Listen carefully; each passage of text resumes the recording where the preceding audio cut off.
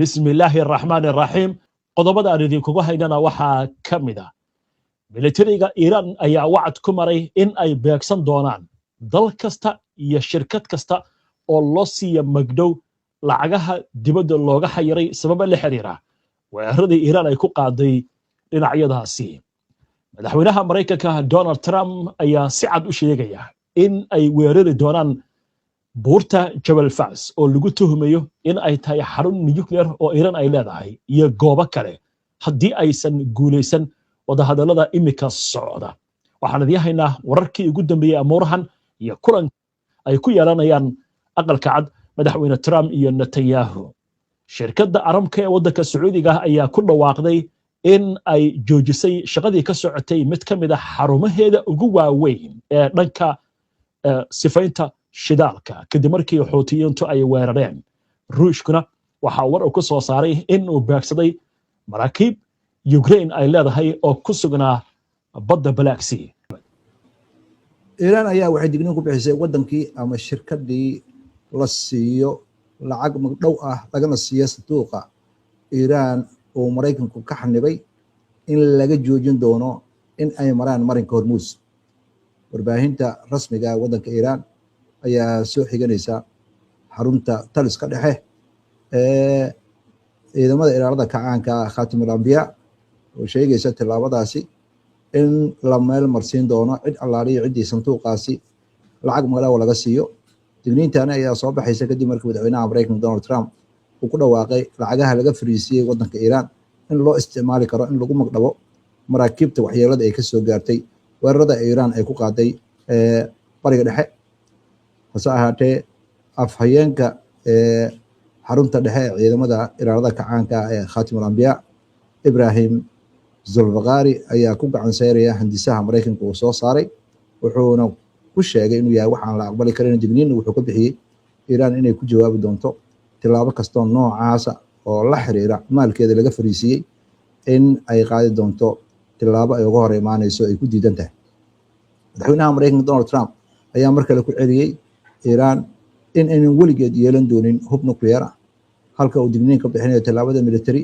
inay noqon doonto khiyaar Mareykanka u yaala haddii diblomaasiyadda ay dhicisoodo waraysi uu siinay mid ka mid ah idaacadaha Mareykanka ayaa Trump waxa uu ku sheegay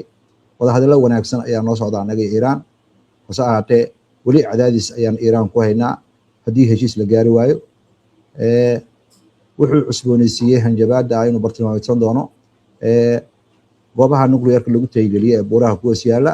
wuxuuna sheegay in kaabayaal kale oo ay ka mid yihiin buundooyinka iyo goobaha korontada laga dhaliyo ay ayaga lafigooda khatar ku jiraan haddii wadaxaajoodku uu burburo si kastoo ay tahay madaxweynaha Mareykanka ayaa ku nuuxnuuxsanaya inuu door bidayo inuu ka baaqsado inuu kaabayaasha dadka rayidka waxyeelo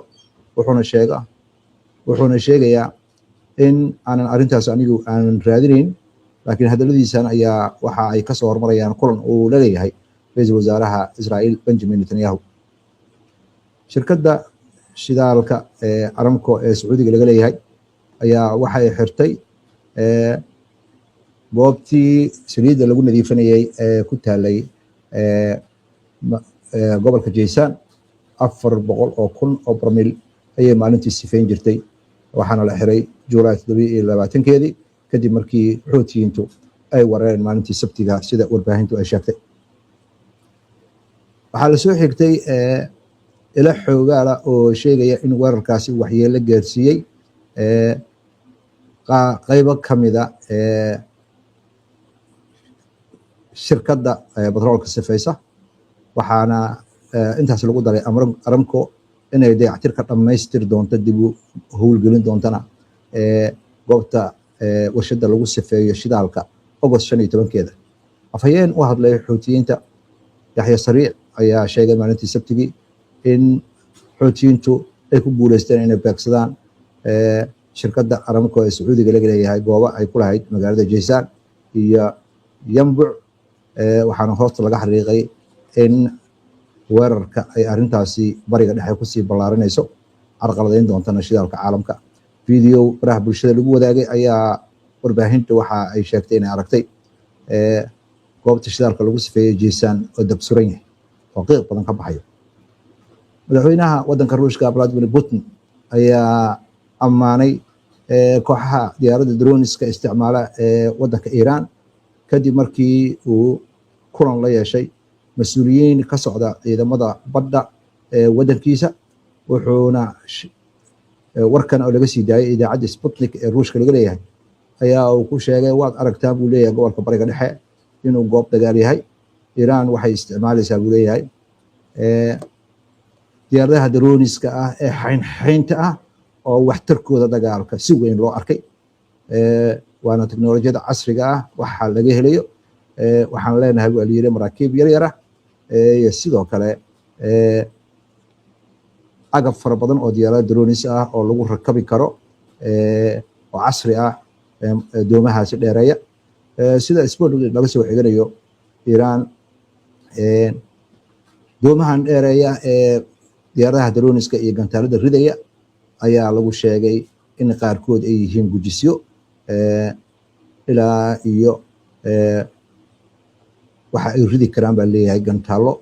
iyo doomahaasi sidoo kale waxa ay carqaladayn karaan goobaha badda laga maro maraakiibta waaweyn ee Mareykankana awood uma laha iyo hub ku filan oo ay ku burburiyaan agabkaasi lagu tilmaamo dufcada kaneecada wakiilka qaramada midoobay u qaabilsan arrimaha xuquuqda aadanaha ayaa ku tilmaantay dhulka Falastiiniyiinta mar kale in wadamada ay ka goostaan ganacsiga wadanka Israa'iil isla markaasna ay cunaqabateen xagga hubka ku soo rogaan waxay intaas ku dartay xukuumadaha waxaa waajib ah inay dhageystaan markii digniintan loo jeediyay waxay ka jawaabaysay hadal dhawaan ka soo baxay in hore u ahaan jiray safiirka Israa'iil u fadhiya Faransiiska oo ka dalbaday dadka in la xuso in xasuuq uu jiro ay ku tilaabsatay xukuumadda Israa'iil hase ahaatee Faransiiska Albaan oo ah gabadha xuquuqda aadanaha u qaabilsan qaramada midoobay ayaa tiri wax dib u dhaca ma jiraan talaabo markasta la qaadi karaa waa in laga goostaa ganacsiga Israa'iil hadda cunaqabatay in lagu soo rogaa wararka caalamkana waxaa ka mid ah ciidamada Ruushka ayaa ugu yaraan weeraray labo gaadiida oo ay leeyihiin Ukraine oo uu ka mid yahay markab qaada alaabta militariga oo madeeyay badda madow markab kalena waxaa la yiri wuxuu ku sugnaa dekedda Mykolaiv sida wasaaradda gaashaandhigga ay ku sheegtay bayaankeeda waxaa kaloo la sheegay in la bartilmaameedsaday dekedda laftirkeeda Mykolaiv natiijadana waxay noqotay in diyaaradaha dronisa ay weerarkaasi ka dambeeyeen kaabahaasna ay waxyeello gaarsiiyeen dekedda ayaa loo isticmaalaa in la keeno agabka militariga ah u socda iyo lagu kaydiyaa agabka militariga loo keeno waxaa ka mid ah la yiri waxyaabaha loo keeno militariga taangiyada qolyada la mariyo iyo qolyada lagu shubo sida ciidamada Ukraine loogu talagalay waxaana wasaaradda gaashaandhigga bayaankeeda ku sheegtay in goobahaas la burburiyay waa tahay maxamed waa mahadsan tahay daawadayaashan oo mahadsan yihiin warar degdega hadda soo dhacaya madaxweynaha Mareykanka Donald Trump ayaa hadda wuxuu ku qaabilay aqalka cad ra'iisul wasaaraha Israa'iil Benjamin Netanyahu oo goordhawta soo gaaray aqalka cad waxaa la sheegayaa inta aysan saxaafadda la hadlin ama aysan ba si muuqda loo arkin inay yeelan doonaan wada hadal albaabadu ay u xiran yihiin arrintan waxaa leeyahay waxaa aad ugu lamaansan arrinka Iiraan iyadoo la leeyahay xitaa Netanyahu wuxuu isku dayi doonaa Trump inuu ku riixo dagaalka in la sii wado iyo arrimaha Iiraan maxay qubarada ka leedahay wada hadallada labada nin Alex Fataanka oo ku takhasusay arrimaha bariga dhexe kana tirsan maxadka bariga dhexe ayaa sheegay in Netanyahu ayay u badan tahay inuu isku dayo inuu ka gado madaxweyne Trump fikirka ah in xukuumadda Iiraan la rido mar kale markii ay hadda kulanka albaabada u xiran yihiin uu furmo u malayn maayo buu leeyahay in arrintaasi madaxweynaha Mareykanka ka dhaadhici karto maxaa yeelay ma rabo inuu sameeyo siyaasad ahaan Mareykanka dagaalkani aad ayaa dadka uga soo horjeedaan waxaana muuqata in loo arko ra'iisul wasaaraha Israa'iil in waxaan uu wado in dad badan aynan u cuntami doonin wuxuu intaas ku daray kulamadii hore ee madaxweyne Trump iyo Netanyahu ay yeesheen inta badan waxaa ka horreeyey weeraro lagu qaado waddanka Iiraan markan xaaladuna sidii hore ay noqon doontaa waqtiga ayaa loo deynayaa buu yiri mase waa ka badnaan doontaa badka ayaa sidoo kale bataanka ayaa sidoo kale sheegaya Israa'iil ayaana la dhacsanayn maamulka Mareykanka in isfaham ay la gaareen waddanka Iiraan maxaa yeelay waxa ay Israa'iil aaminsan tahay in weli khatar weyn in ay filayso inay xagga Iiraan ka soo jeedo ama ka imaan karto saraakiisha Israa'iil ayaa doonaya Netanyahu inuu sii wado inuu cadaadis saaro madaxweynaha Mareykanka gaar ahaan marka uu kala hadlayo Iiraan arrimaheeda inuu gantaalada ballistikada iyo barnaamijka nuclearka mar kale uu ajendaha kusoo daro maamulka Trump ayaa culays badan waxa uu kala kulmayaa howlaha militariga ee uu ka wada halkani waxaa la leeyahay dowladda Mareykanka sida kaliya wax ku samayn karto waxa weeye inay Iiraan xoog ku qabsato arrintaasna uma muuqato in cid si dhab ah u tixgelinaysa inaysan jirin waa garta waa yahay maxamed haddii inta aynu kaga gudubno qabiirka hadalkiisa kulankan waxaa ka horreeyey kii kasii horreeyey uu ahaa 7 maalmood ka hor dagaalka intaan la qaadin haddana waxaa soo baxaya warar kala duwan oo sheegaya Mareykanka inuu diyaarinayo duulaan ballaaran Trump uu maqlayna Jabal Fas in uu leeyahay waan duqeyn karnaa ciidamo fara badan oo Mareykan la hadal haya inay gudaha u gali karaan Iiraan iyo jasiiradaheeda wala oran karaa kulankan albaabadu u xiran yihiin waxba lagu karkaranayaa maxayse kaga duwanaanayaan dagaal dambe oo la qaadaa dagaaladii hore su'aashaas waa su'aal aad iyo aad u fiican Netanyahu marnaba joojin maayo 30 sano oo soo dhaafay iyo dheeraad ayuu Mareykanka iyo Iiraan isla raadinayay inuu isku dhufto haddeertan ay fursad weyn soo martay waa markii saddexaad ay foodis gashtaan haddana sida khabiiradana hadalku dhigayaan waa la ismaagan yahay sababtoo ah Iiraan waa diiday in wax tanaasul ay samayso marka ay timaado wada hadallada tan kale oo ayadana cabsi weyn abuurta ayaa waxay tahay sida wargeysyada iyo warshadayaasha iyo warbaahinta Mareykanka iyo reer galbeedka ay ku waramayaan awoodda Mareykanka waxa la ogaaday inay xad leedahay xataa waxa ka hadlaya madaxweynihii waddanka Ruushka wuxuu leeyahay wad arkaysaan Iiraan wacdaraha ay dhigtay waxa muuqata